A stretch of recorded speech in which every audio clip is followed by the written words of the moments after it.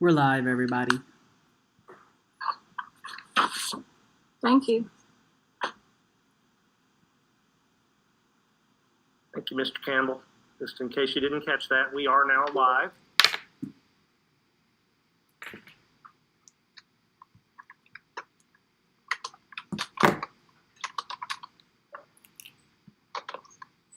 Hello, Mr. Holmes. How are you? Good. How are you? I'm fine.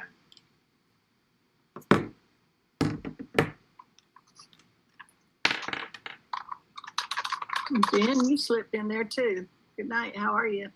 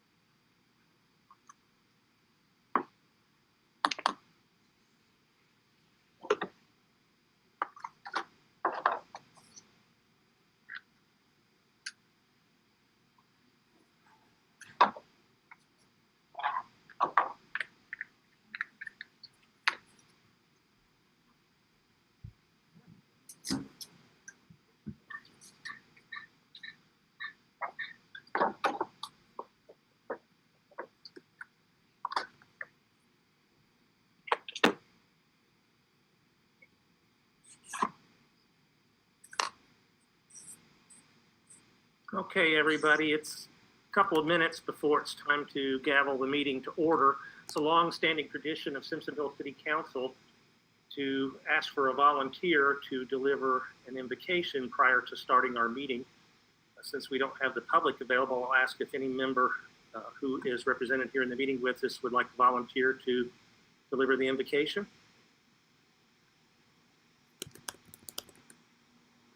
I don't see any volunteers, so if you will, I will deliver an invocation for the council meeting. We bow our heads. Thank you, Lord, for bringing us together to do the good work of the city of Simpsonville.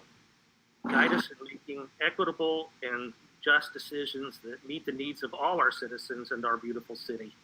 Protect us all as people of our city, as people of our county and our state, and as people of our great country, and especially as people of the world. All of us need your love and care during this challenging time. In Jesus' name we pray. Amen. Amen.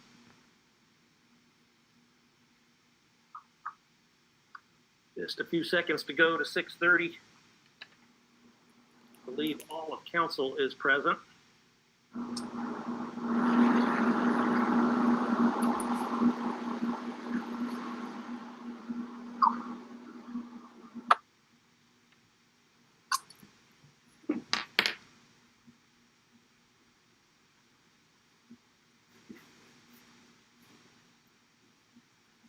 All right.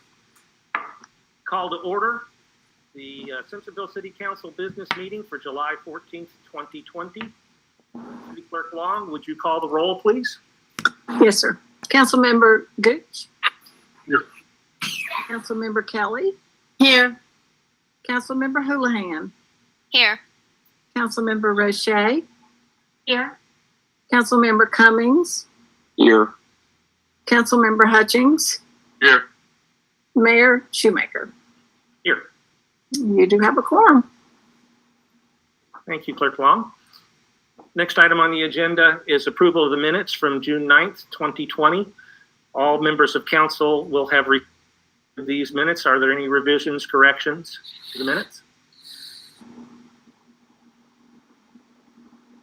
Hearing none, then the minutes will stand approved as submitted. Thank you.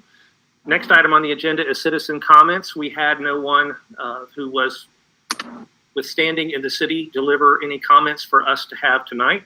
So we'll move on to our items of business. The first item of business is the first reading of Z-2020-04. I believe a motion is in order. Councilmember Houlihan. Mayor Shoemaker, I'm going to move that council approve on first reading Z-2020-04. Second. Who gave the second, please? So we have a motion from Councilmember Houlihan with a second by Councilmember Cummings to approve on first reading of Z-2020-04 rezoning of property on Pride Drive. And I will now turn it over to John Derby, our planner, who will deliver some comments on this. And I believe, John, I think I can give you control tonight so you can do your presentation.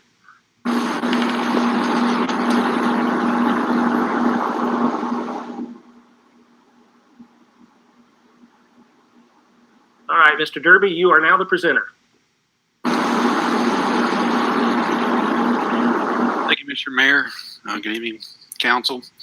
The item I do bring for you tonight is a petition to rezone a parcel of land on Pride Drive.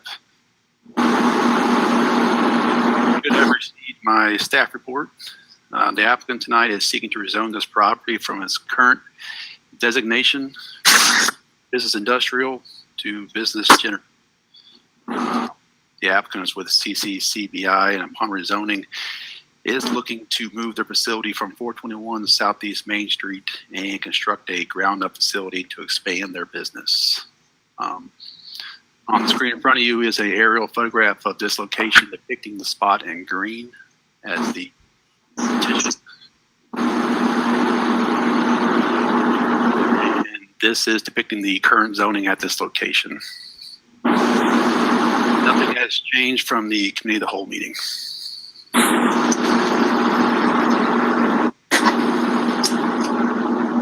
Clerk Long, can you mute your microphone for us, please? Thank you. We're getting a little bit of crosstalk from there. All right. John, are you ready for us to have discussion? Yes, sir. I just want to see if everybody copied what I said, if that was interrupted or not. I got it. Okay. Any other members of council with questions? All right. Councilmember Gooch. I'll make the motion so we can have discussion. Okay. I move to accept Z-2020-04 as presented. Point of order, the motion's already on the floor. Thank you. Point of order, well received. That motion's already been made, Councilmember Gooch. Discussion? Councilmember Hutchings. I have some questions, Mr. Derby. I believe that our last discussion that there were some reservations on his part and some of the staff with this change. I'd like to review that again if we could, as to what the thoughts were there. Yes, sir. If the applicant would like to speak first, that's fine. Otherwise, I can go right into the staff report if you would like. Ms. Simon, would you like to speak? I would be glad to speak as far as any questions. I know the questions was for some of the concerns they had, which I know in the past we've talked about the concern about the industrial zoning and how many parcels are available in Simpsonville. We're really looking to expand something that has been growing in Simpsonville. We've been in Simpsonville for about 12 years, and we're looking to provide the services that is in need and is in line with the master plan that designates that spot as a business development area, where we're hoping to add services that are not currently available in a way that makes them very accessible to people and allows us to grow with Simpsonville. Because we started in a little house and we've outgrown that and moved to a bigger place and outgrown that because the city has grown so fast, and we want to be able to keep up with the demand in a way that's comfortable for our clients and safe for our clients, and offering confidentiality for them as well.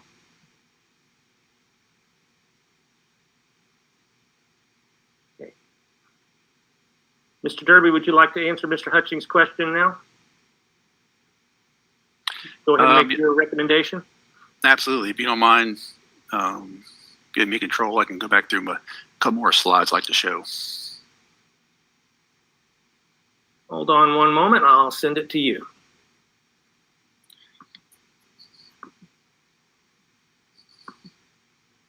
All yours. All right. Thank you. Kind of answer Mr. Hudson's question. From the staff's report, staff does have concerns, again, with this rezoning request and how it kind of coincides with our comprehensive plan. Of course. Apologize. The city has considered the available inventory we have in our stock for business industrial lots within the city. Going back to the zoning map you see in front of you, on the bottom of your screen is Business General, which is a podiatry and hearing life center. That's the closest you're going to get to the current request for a medical facility. I'd like to show next, what's provided in your staff report. This image on your screen is a current zoning map of the city. The locations depicted in red, pink, dark red, and light blue are locations that we do have medical facilities and counseling facilities that are appropriately positioned in the city. The next slide, I want to show you what we have now. These spots depicted in the dark purple are our business industrials. Those are our current ones we have available in the city. Some of these are developed, some of these are undeveloped. What we currently have undeveloped will be depicted now on your screen. There are 4 spots that are colored in blue. The bottom one in particular is a plantation gas line, which staff doesn't perceive as ever being developed. So most likely what we have now is just 3 vacant lots that are undeveloped business industrial. The 2 here on your screen right now are this one here in particular is the one the applicant is looking to have rezoned. Staff does see that the CCBI is a very valuable asset to the community, much needed service for the city and community. In the last meeting we had, the applicant desired this location is for its isolation, which this parcel does have that. Got some photographs of the location of the current condition out there on your screen. The wooded area right here is the vacant lot at the Enterprise Drive that the applicant is looking to construct their facility. Right next to this is a gymnasium. The next slide. Across street is the second of our 3rd vacant undeveloped lots in business industrial. And over here you have Electro Foam Company. At the Enterprise Drive, just north of this site, is in the county, which is a FCA packaging facility that does all types of manufacturing and packagings of devices for industrial uses. This is kind of a reverse angle looking towards Southeast Main Street. The spot is right here that this applicant is looking to rezone. Just down the road from that is the sheetrock supply facility that does have large vehicles that are going in and out of this location. You have a cement paint sprayer manufacturing just next to that. And as you work your way towards Southeast Main Street, towards the Enterprise Drive, or beginning of Park Drive, excuse me, is STM Trailer Mart, which sells, refurbishes large semi-trailers you see in front of you. At any given time, any of these developed spots could be bought up and moved to a much higher intensity use, developed ones and undeveloped ones. These future and current uses that could come that way, you wouldn't really want to be surrounded or abutting next to a facility that does provide care to children. That's one of our concerns, how it doesn't coincide with our comprehensive plan and what this could provide or not provide for the applicant. By losing one of our last business industrial tracts, the city will be, again, at a disadvantage to try to find another appropriate location to rezone to industrial. Like City Administrator graciously said last time, that it's very easy to rezone a property from a higher intensity to a lower intensity, as opposed to going the other way around. So we will be at a disadvantage going forward. So with that, staff is recommending a denial of the rezoning. And I would be glad to answer any questions you might have.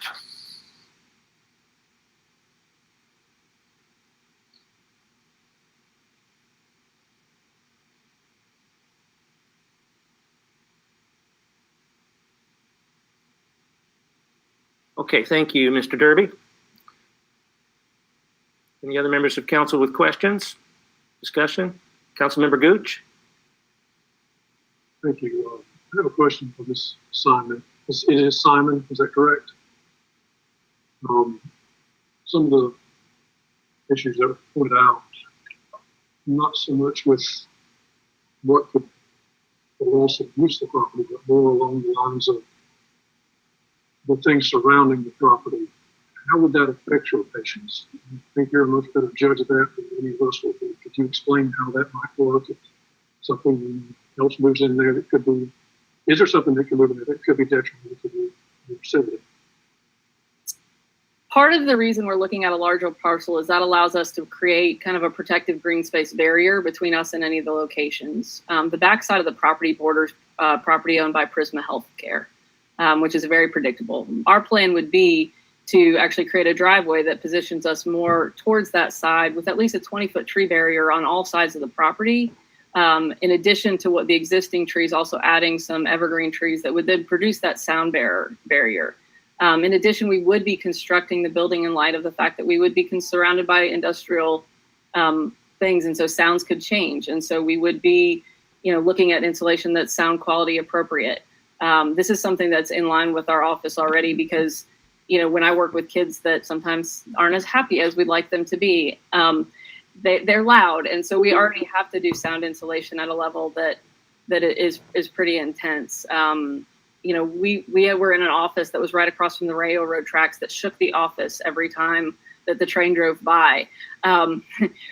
We understand what it takes to provide that sanctuary within some of that chaos, but we would be using both architectural as well as green space to provide that buffer so that we would be able to operate safely, as well as putting some fencing to provide some additional safety along the perimeter of the border, just as a safety precaution with that as well. So, I've looked at that. I've gone to the different locations at various times of day, walked through it at different points of day, just to kind of figure out make sure this would be a good fit for us. And I know when you look at a map, it looks like there's all this stuff available. But when you look at the cost, when reimbursement rates for our line of work aren't that high, we don't have the luxury of, billing hundreds of dollars for the 7-minute appointments that a doctor does. We can't do that type of setting, nor do we want it to be that overly clinical setting, because that does create barriers for people and decreases their comfort level. So that is part of the reason that we are pursuing that and are committed to continuing to provide assets for Simpsonville and encouraging our folks to dine in Simpsonville, to spend their money in Simpsonville. We serve a lot of people in Simpsonville, but we also have people from surrounding counties that come weekly to spend time in our office. And we just want to be able to continue to offer that locally in Simpsonville. Okay. Thanks for answering the question. This has come up at the last meeting, and I don't think my opinion changed. I know that this is a different use of this particular property.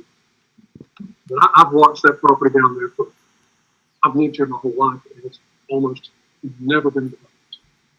And it is surrounded by doctor's offices and hospital system.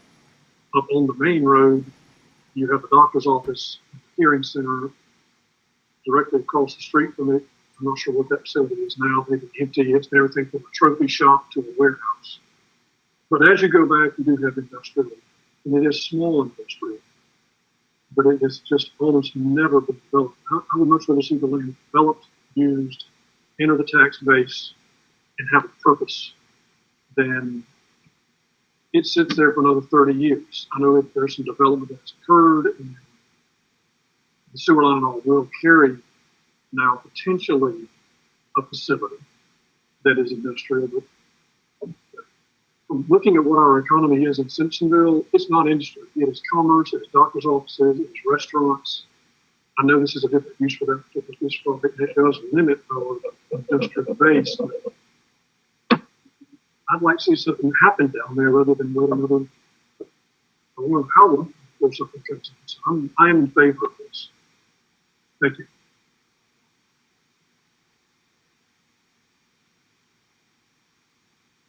Any other members of council with comments or questions?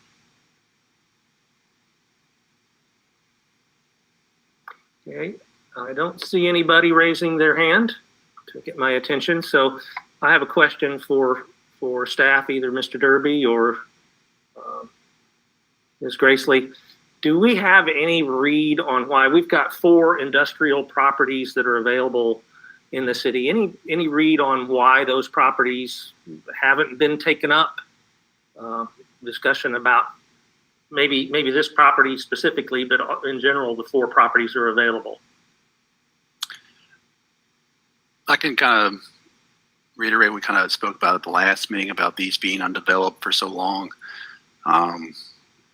With Mr. West doing the sewer rework throughout the city, it was discovered that they do have capacity on this area, and I believe that was one of the reasons why I was driving, or the lack of having this place developed back there. They are having a great issue to reach at that point, but it is believed that the reason why it was not developed was that the capacity was not there to sustain a facility back there.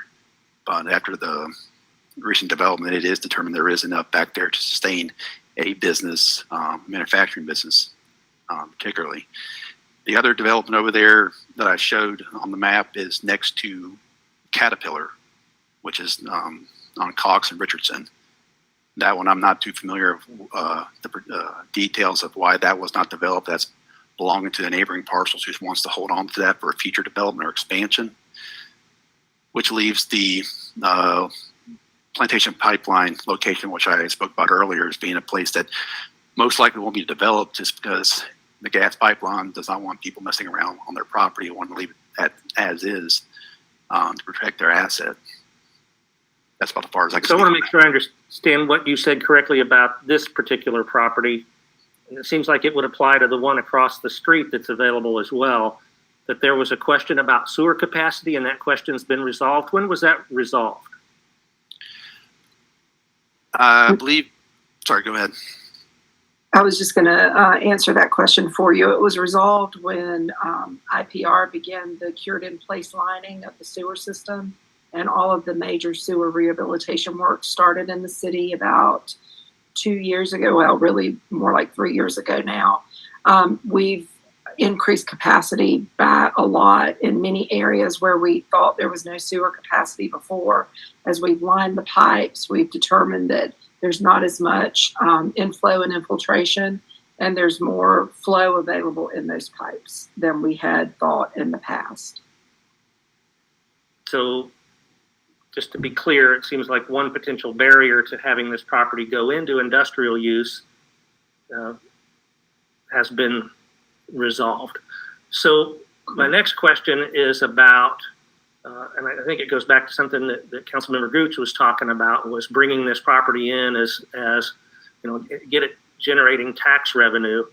Is there a difference in the tax rate between an industrial commercial type usage and an office type usage?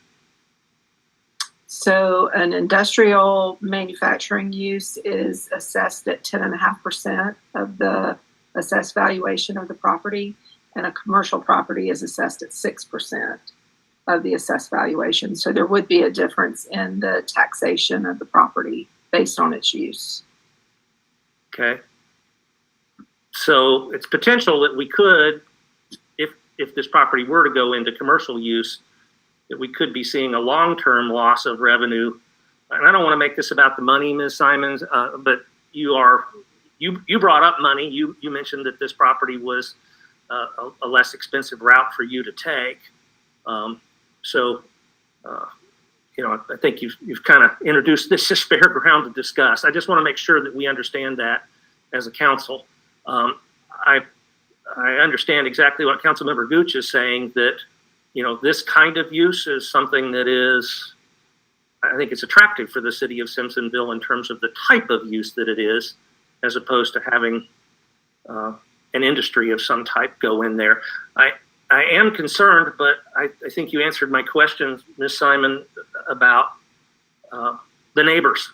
Directly across the street from the property in question, there's a chemical plating company, and then right next door is this property that's in the county that we have no control over what happens there. And it's a pretty good sized parcel. If they decided to ramp up or do something different, it could have a pretty big impact. But I like your thought process on the tree buffer and that kind of thing. I think that anything that preserves trees is a winner, in my opinion. I'm kind of a mixed opinion on this. I like the idea of bringing in the industry and having them have a place to go, and we're running out of places to do that. But at the same time, this sounds attractive to me as well. That's it for me. Any other council members have any comments or questions? Discussion? Councilmember Roche. I had a question for Ms. Simon. On average, how many patients do you see at your current office in a week? So a current week prior to COVID, we were probably seeing about 150 people. And that's with 2 full-time, 2 part-time individuals working in our office. Right now, we're probably averaging about 60 to 75% of that. And that's been gradually increasing, although we're expecting just to see a slight dip over the next few weeks likely. But usually in the group kids I have alone, it's usually passing 100 kids per week. And those siblings are encouraged to leave, and their parents are encouraged to take them to go buy them treats and spend their money. And, so we have a lot of traffic. There is probably about 30% of my folks come as far away from as Anderson, Seneca area, Spartanburg, Lawrence, Greenwood, as well because of the autism services available. So as our area has grown and more people are moving into this area in general, are you seeing an increase in patients? Is it kind of steady with that growth? My January and February, because those are the only real months we've had this year, I'd say, was about 25% higher than it was the previous year.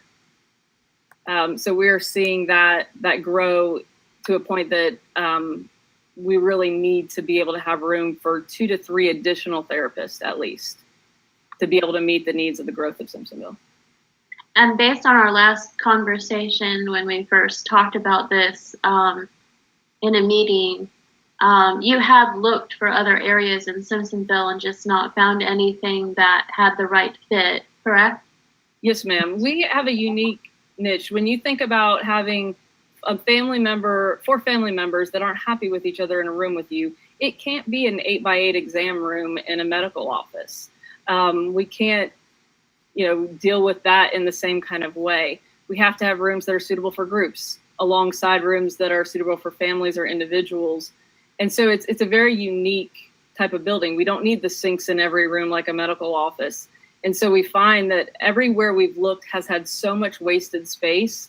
We probably have to lease something 3 times the square footage that we actually need just because so much is not usable space for what we do.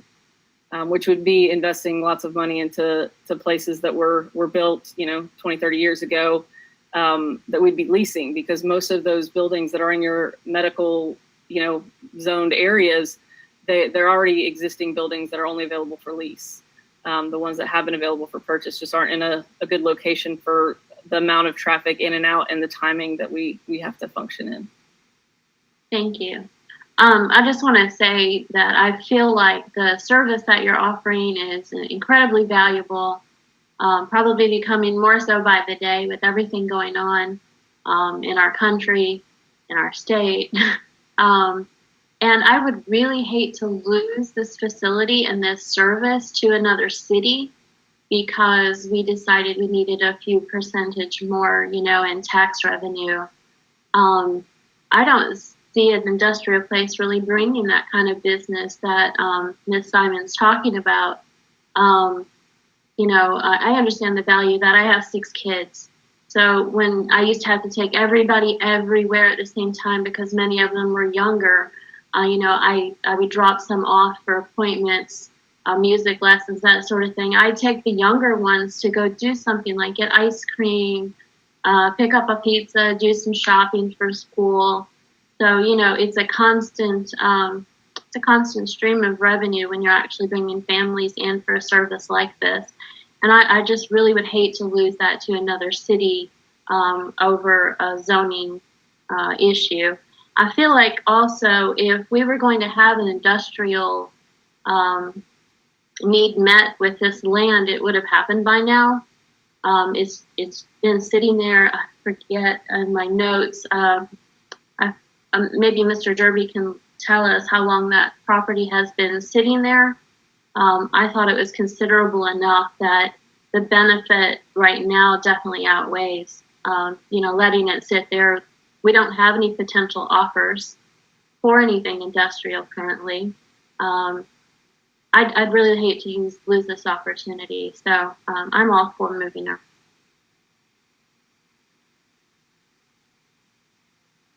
Thank you, Council Member. Any other discussion? Council Member Hutchings. Yes, I have one more question for Mr. Derby. How do we go about recruit? Do we actually go out and recruit for businesses to occupy places like this, or do we wait for someone to come to us? That's probably a question better suited for me, Mr. Hutchings. We work in cooperation with the Greenville Area Development Corporation, which is the economic development arm of Greenville County in its entirety. And they are the ones who are authorized to put together incentive packages. For instance, if a new manufacturer is coming to town and creating a certain number of jobs, they would qualify for some state and county incentives. Those are the types of deals that normally have code names that you see. So terms are discussed privately before the deal is made public. So that's typically how manufacturing works. We don't necessarily go out and recruit those types of businesses ourselves. We rely on the Greenville Area Development Corporation to do that on our behalf.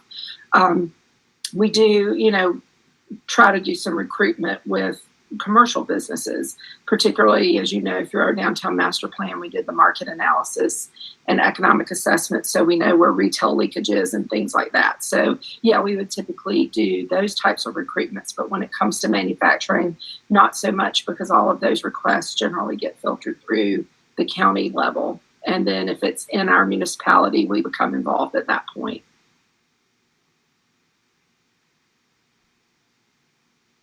Thank you.